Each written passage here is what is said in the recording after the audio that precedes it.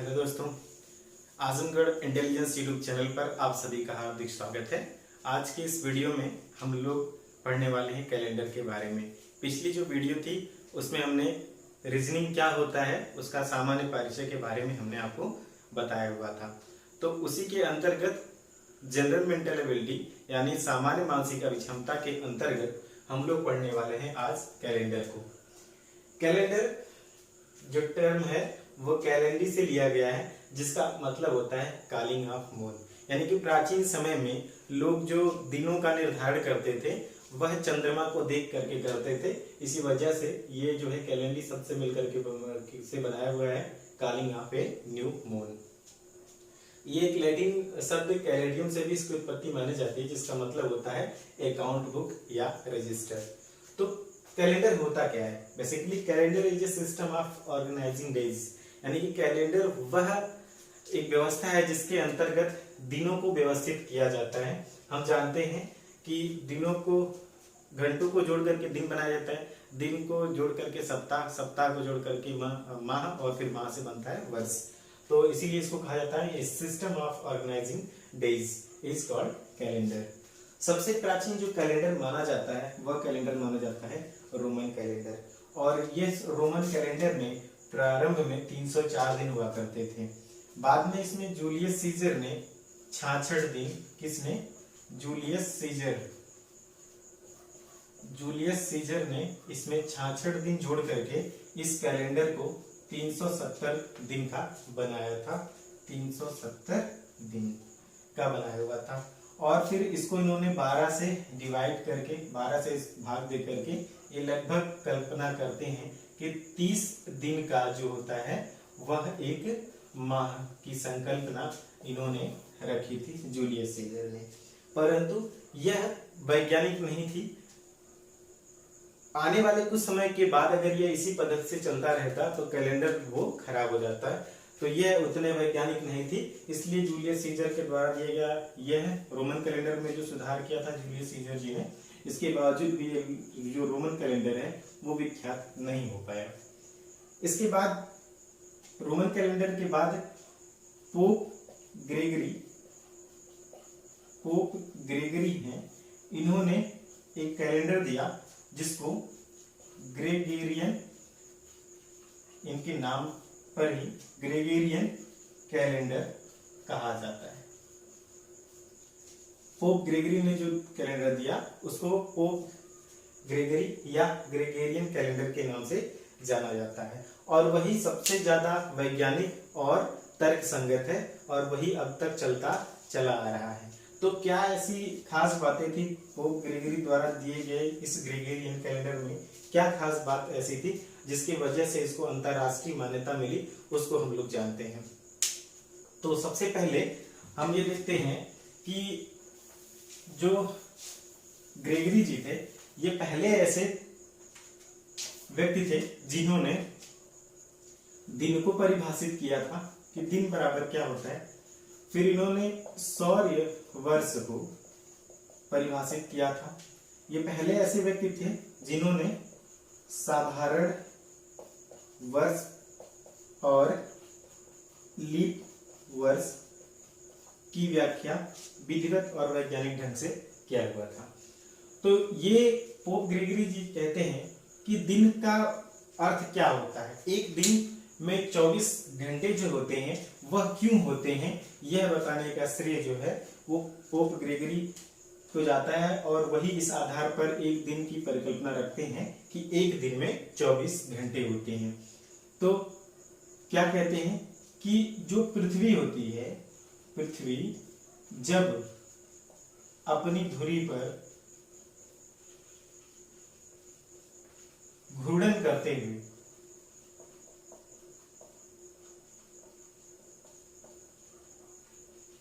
एक चक्कर पूरा कर लेती है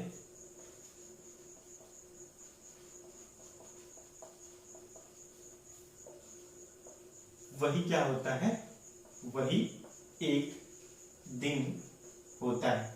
और यह जो चक्कर होता है वह लगभग पूरा कर लेती है पृथ्वी 24 घंटे में। यही कारण होता है कि एक दिन में 24 घंटे होते हैं। तो ये पोप ग्रेगरी जी ने पहली बार ये बताया कि एक दिन में 24 घंटे होते हैं। क्यों होते हैं? क्योंकि पृथ्वी अपनी धुरी पर, अपने एक्सिस पर एक चक्कर पूरा कर लेती है।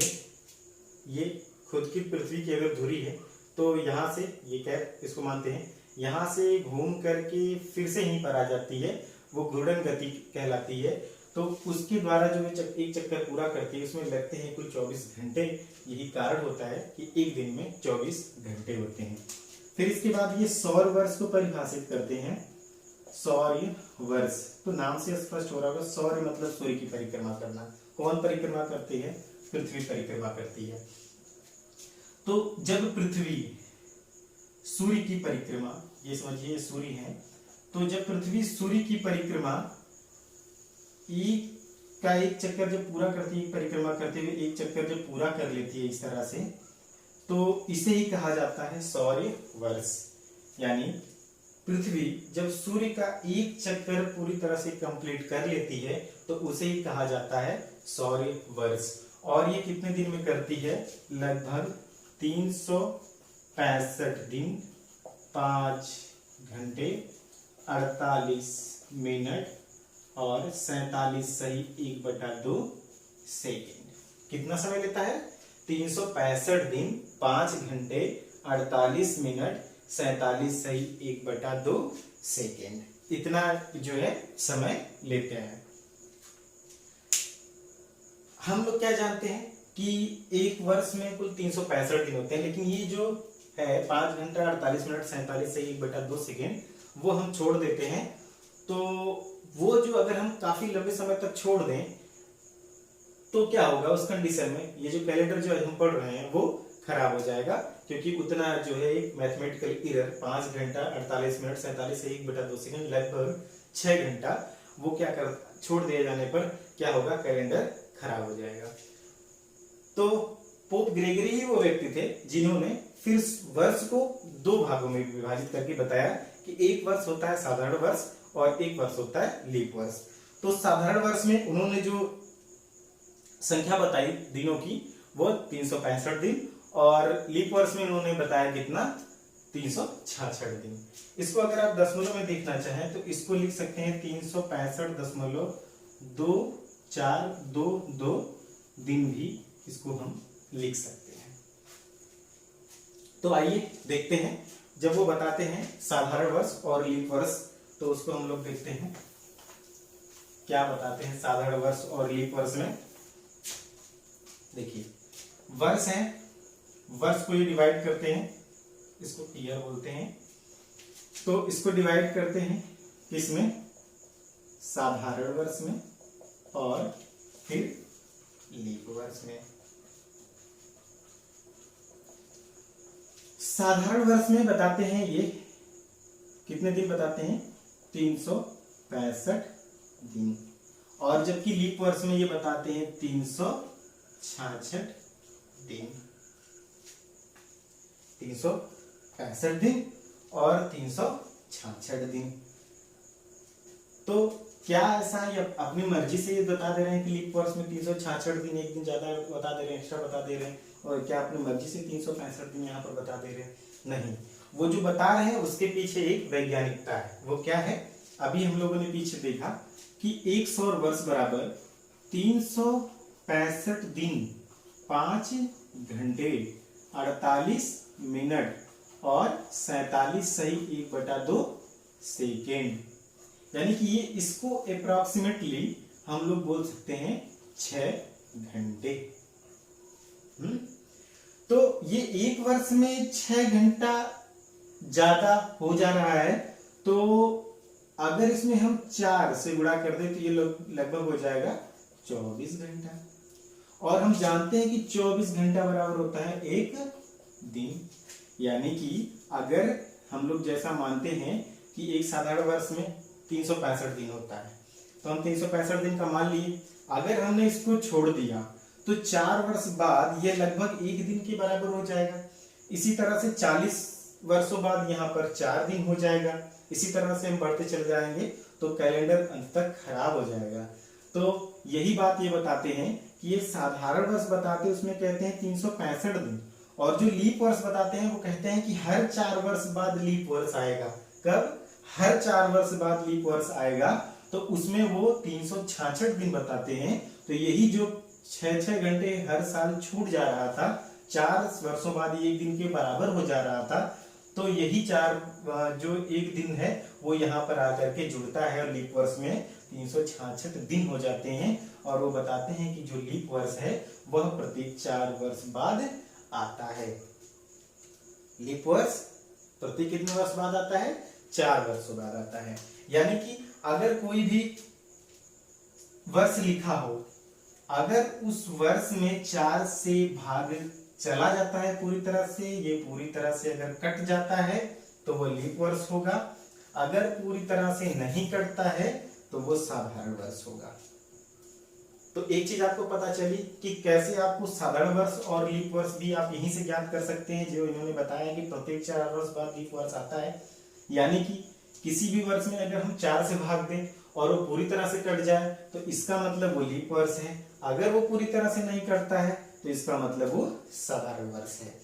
तो ये जो मुख्य बातें थी ग्रेगोरियन जी ने क्या क्या आपको बताया। दिन क्या होते हैं, सौर वर्ष क्या होता है, साधारण वर्ष क्या होता है, लीप वर्ष क्या होता है, ये सारा कुछ बताने का काम ग्रेगोरियन जी ने किया। और इनकी ये पद्धति जो थी वो पूरी तरह से वैज्ञानिक थी।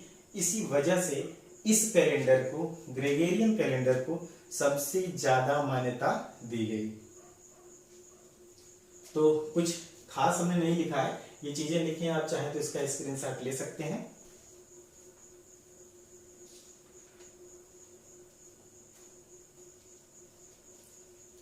चलिए अब देखिए,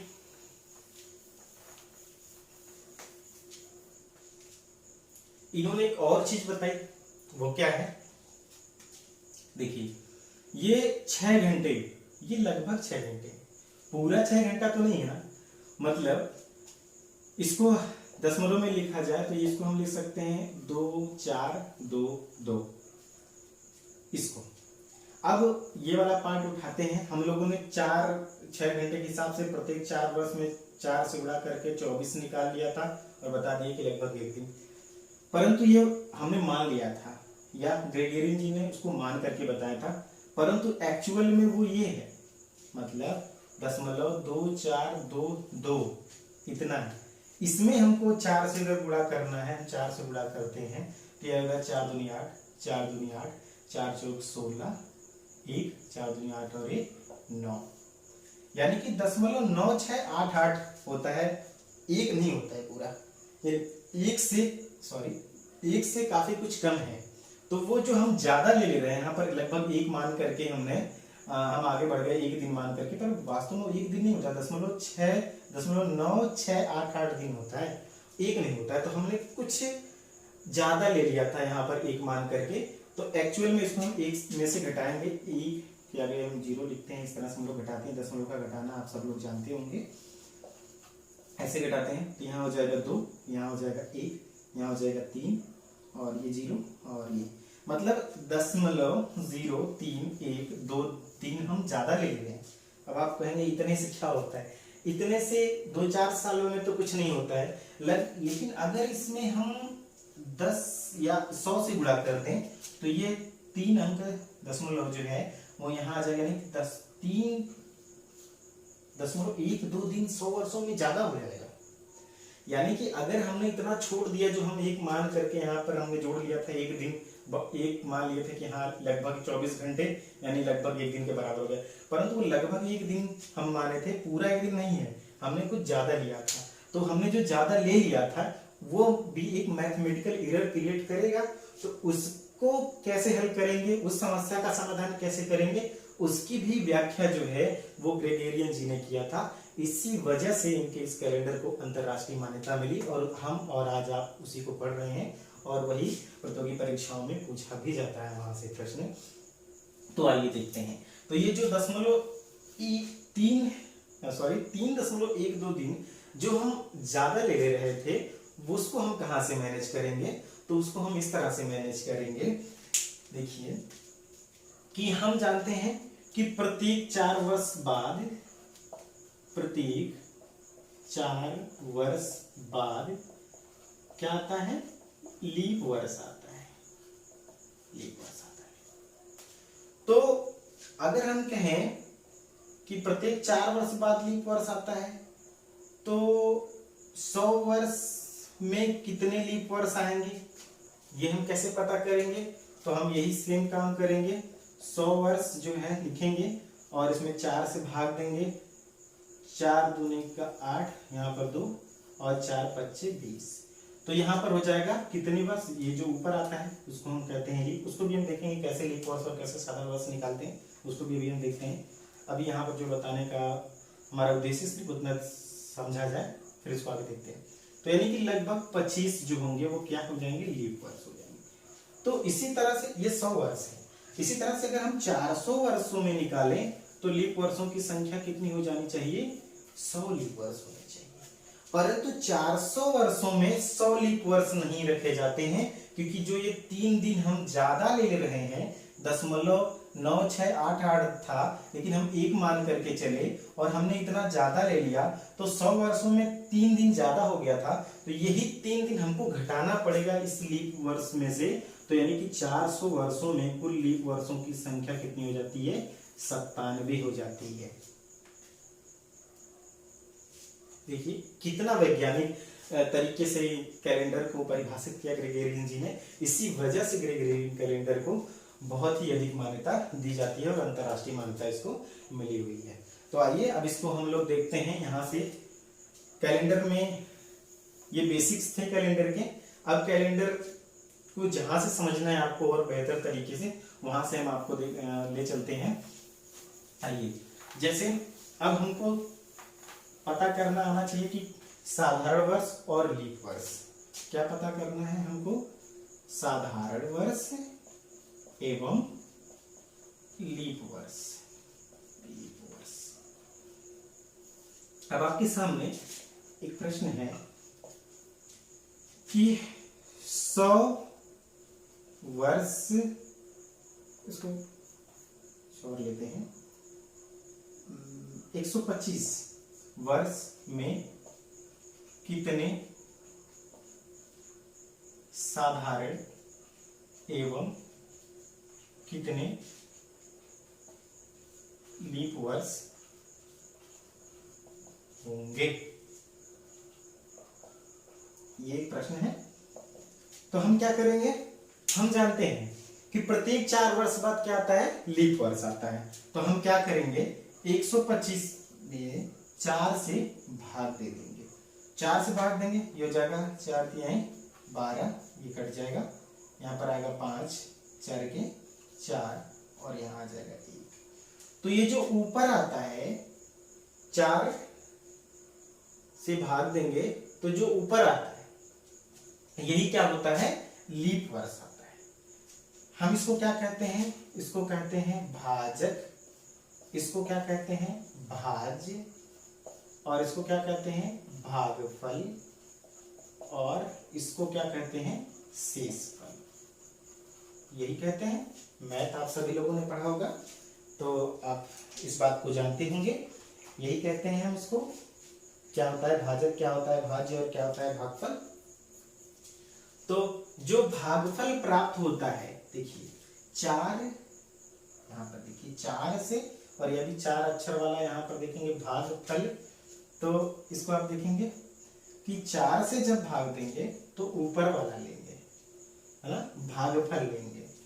तो 4 से भाग देंगे तो भागफल लेंगे, तो भागफल लेंगे, जो भागफल होगा वो क्या होगा, लीप वर्ष होगा। यानी कि 125 वर्षों में कितने लीप वर्ष होंगे, इसका आंसर हो जाएगा 125 वर्षों में 31 क्या होंगे, लीप वर्ष होंगे। तो जब 31 लीप वर्ष हो गए तो साधारण वर्ष कितने होंगे, तो साधारण वर्ष बराबर क्या होगा, तो कुल वर्ष माइनस जो हमको प्राप्त हुआ है क्या, लीप वर्ष। तो कुल वर्ष कितने थे, 125, और माइनस इसमें से हम कर देंगे 31 माइनस कर देंगे तो हमको प्राप्त हो जाएगा क्या, लीप वर्ष। तो इसको घटाएंगे, यहाँ से 31 घटाएंगे तो ये हो जाएगा 4 और यहाँ हो जाएगा क्या हो गया 2, 2 में से 3 तो जाएगा नहीं, तो हो जाएगा 12, तो 12 में से 3 जाएगा तो हो जाएगा 9, तो यानी कि कितने हो जाएंगे 94 जो होंगे क्या होंगे वो साधारण वर्ष होंगे। तो इस तरह से हम निकालते हैं कि कितने साधारण वर्ष। अगर आपसे पूछ लिया जाए कि 50 वर्षों में कितने साधारण वर्ष, कितने लीप वर्ष, 60 वर्षों में कितने साधारण वर्ष, कितने लीप वर्ष, 200 वर्षों में कितने साधारण वर्ष, कितने लीप वर्ष, तो हम इसी तरह से जो है इसको निकालेंगे। कुछ नहीं करना है, कोई सूत्र फार्मूला नहीं रखना है, सिर्फ इतने उनकी बात को जो है ध्यान में रखना है ग्रेगरी जी को, कि इस बात को ध्यान में रखना है कि जो लीप वर्ष है वह प्रत्येक 4 वर्ष बाद आता है। तो हम अगर 4 से भाग दे देते हैं तो जो भागफल होगा वह लीप वर्ष होगा और फिर कुल वर्ष में से लीप वर्ष घटा देंगे तो हमको साधारण वर्ष प्राप्त हो जाएगा। आइए अब हम देखते हैं सम और विषम दिन निकालना। ये सब कुछ बेसिक्स हैं जिनके आधार पर कैलेंडर को पूरी तरह से समझा जाता है। अब हम देखते हैं सम एवं विषम दिन निकालना। सम एवं विषम दिन निकालना। देखिए जब हम लोग मैथ पढ़ते हैं तो हम वहां जानते हैं जो संख्याएं जो है 2 से कट जाती हैं वो सम है, जो उनसे नहीं कटती हैं इस तरह से हम देखते हैं और पढ़ते हैं वो विषम है। यहाँ पर सम और विषम का कांसेप्ट थोड़ा सा अलग है, क्योंकि यहाँ पर सम और विषम का स्टैंडर्ड जो तय किया जाता है वह 7 दिन से किया जाता है। यानी कि 7 दिन बराबर क्या होता है, सप्ताह। सप्ताह का एक समुच्चय होता है ना, 7 दिन का एक सप्ताह होता है। तो 7 दिन का एक सेट बनाया था, समुच्चय होता है, यानी कि जो भी संख्याएं 7 से कट जाएंगी वो सम दिन होंगे, जो बच जाएगा वो विषम दिन होगा। जैसे आपसे यहाँ पर प्रश्न पूछ लेता है कि जनवरी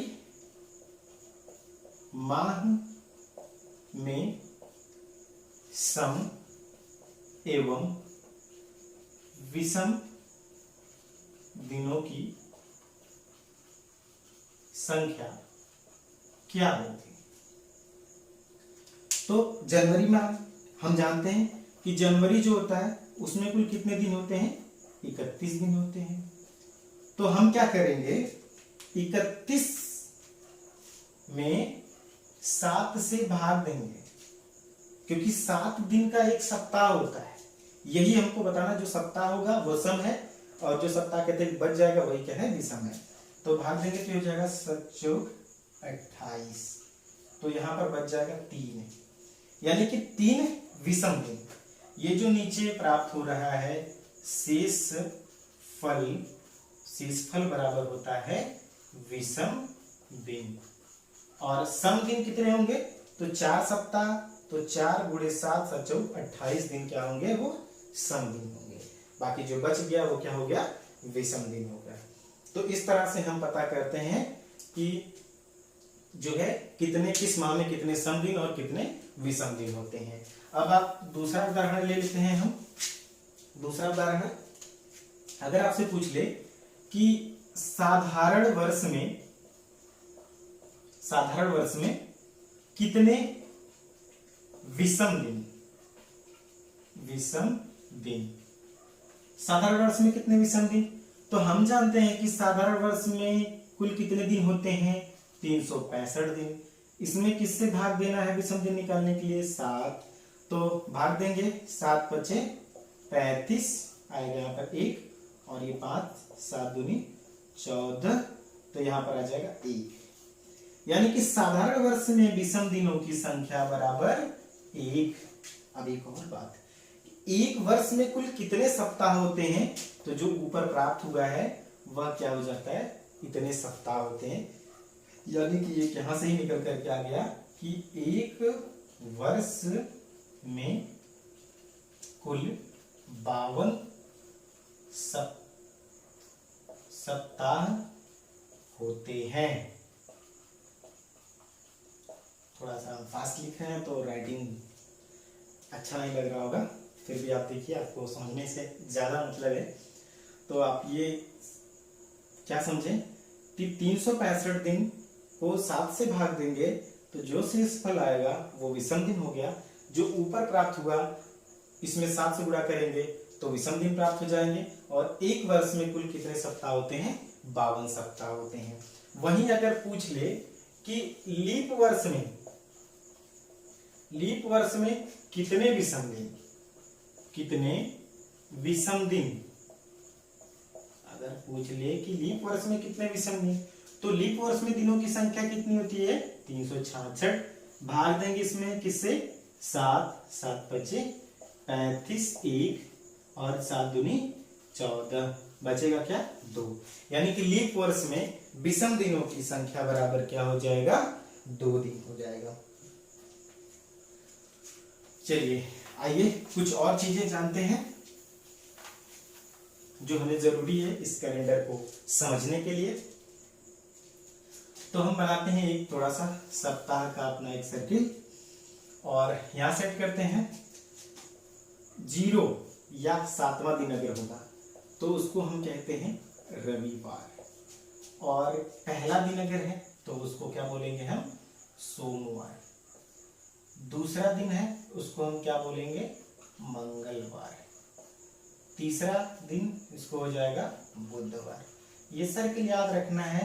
बाद में जब हम प्रश्नों को हल करेंगे तो यही हमको लास्ट में मिलेंगे 1, 2, 3, और उसको नंबर को देखते ही हमको तुरंत बता देना पड़ेगा कि इस दिन ये मंगलवार था कि सोमवार था कि बुधवार था, वो हम इन नंबर को देख करके बता देंगे। इसी तरह से चौथा दिन कौन सा होगा? बृहस्पतिवार। और 5वां क्या होगा? शुक्रवार। और छठा हो जाएगा शनिवार।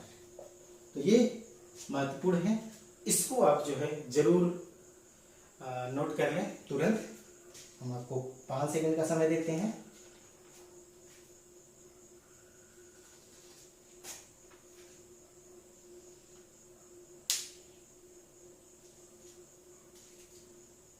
ओके, तो आज हमने क्या क्या पढ़ा? कैलेंडर किस शब्द से मिलकर बना है, उसका क्या अर्थ होता है। कैलेंडर में सबसे पहला कैलेंडर कौन सा था? रोमन कैलेंडर था। कुल दिनों की संख्या कितनी थी उसमें? 304। जूलियस सीजर ने उसमें 66 दिन जोड़ा और उसको बना दिया कितने दिनों का बना दिया? 370। फिर उसको उन्होंने 12 से भाग दिया और फिर माह की संकल्पना रखी, परंतु ये वैज्ञानिक नहीं था। तो बाद में पोप ग्रेगरी जी ने फिर एक कैलेंडर दिया और इसको ग्रेगोरियन कैलेंडर के नाम से जाना जाता है। और वही कैलेंडर उस कैलेंडर में को ज्यादा प्रामाणिकता इसलिए मिलती है क्योंकि उन्होंने सब कुछ जो बताया था वो वैज्ञानिक ढंग से बताया था। और इन्होंने जो अपने कैलेंडर की शुरुआत की थी वह जीसस क्राइस्ट की जन्म तिथि 1 जनवरी सन 1 को आधार मानते हुए इन्होंने अपने कैलेंडर का निर्माण किया था ग्रेगोरियन जी ने। और इन्होंने सबसे पहले दिन, सौर वर्ष, लीप वर्ष, साधारण वर्ष सभी को इन्होंने परिभाषित किया था। इसी वजह से यह कैलेंडर सर्वाधिक ख्याति प्राप्त करता है। तो चूंकि ये वीडियो काफी लंबा हो जाएगा तो हम नेक्स्ट वीडियो में फिर आगे कैलेंडर पर ही चर्चा करेंगे। तो अगर अभी आज के लिए सिर्फ इतना ही। अगर आपको हमारे द्वारा दी गई ये जानकारी अच्छी लगती है तो कृपया वीडियो को लाइक करिए, शेयर करिए और चैनल को सब्सक्राइब करिए और साथ ही बेल आइकन दबाना ना भूलिए। धन्यवाद।